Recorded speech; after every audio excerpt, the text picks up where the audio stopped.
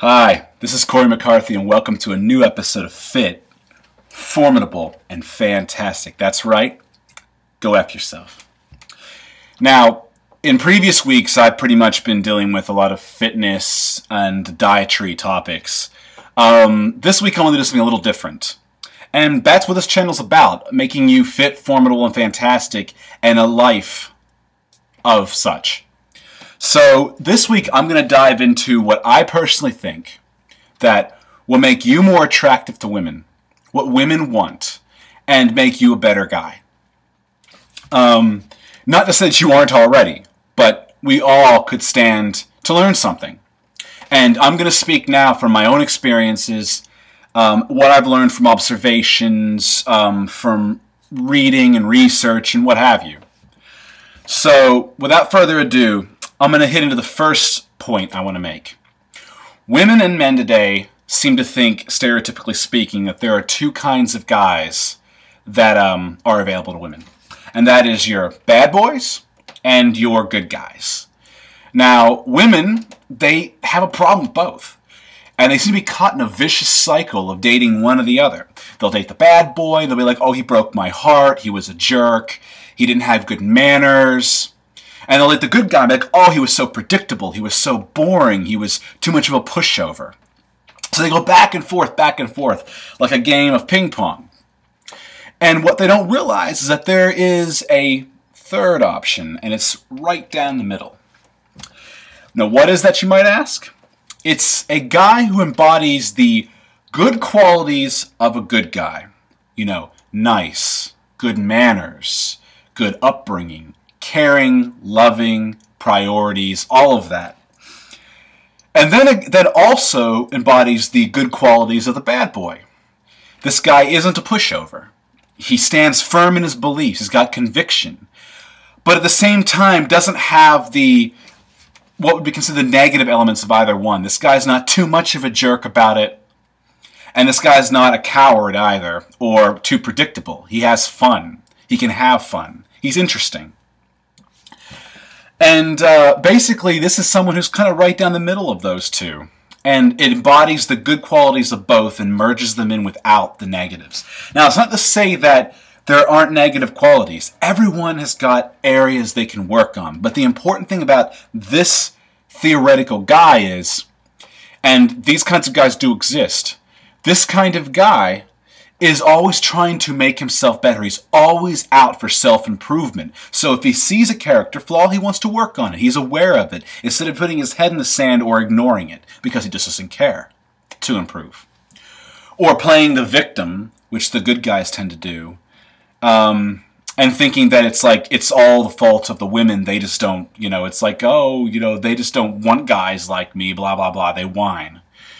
Which is what gives them that cowardly, sort of characteristic. So that's the first thing I think, that you should try to work on embodying someone who is firm and loving. That middle of the road. Try to work on becoming that guy if you are not already. And then beyond that, some things you can do too. I personally have found being physically fit, being athletic, is a plus. And this gets into the next thing I want to address. And that is that making yourself more presentable and attractive and desirable to the opposite sex. If you want somebody who you desire, then why not be somebody that somebody else can desire? Be a desirable person yourself. It takes two. You're gonna have to put yourself out there, but also, make yourself the best version of yourself that you can be out there to attract your mate. And I say fitness because I look at the body as like a resume. In a sea of people of growing obesity problems, or people who are lazy and don't take care of themselves, people who have a fit physique, without going too overboard about it, tend to stand out. It's like a good resume at a job interview. A great resume will land you the job interview. But then this is where the next step comes in. If you need to have personality, you need to be a desirable person, And this goes back to what I was first saying about that middle of the road guy who's got the good qualities of the good guy and the good qualities of the bad guy. The resume will get you the interview, but if you want subsequent interviews and eventually down the line the job, then you should be the kind of person who can keep that going. So having a good body but zero personality or shit poor personality isn't going to do much for you. And being fit allows you to do more. It allows you to be able, more capable. And furthermore, you know, it allows you to have self-confidence. And that's very important in attracting a mate too, how you carry yourself. If you carry yourself like you're feeble and trying to hide, you're going to be invisible. But if you carry yourself like somebody who's proud of who they are, you know, without having too much hubris, but having that self-love, that self-confidence, that's going to emanate, that's going to glow, and that's going to attract people too.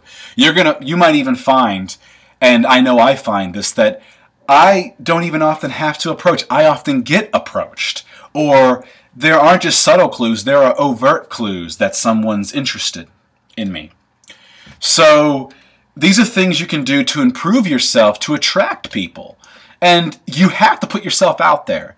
You're going to have to approach. You're going to have to talk. So work on that as well. And having more confidence will help with that too.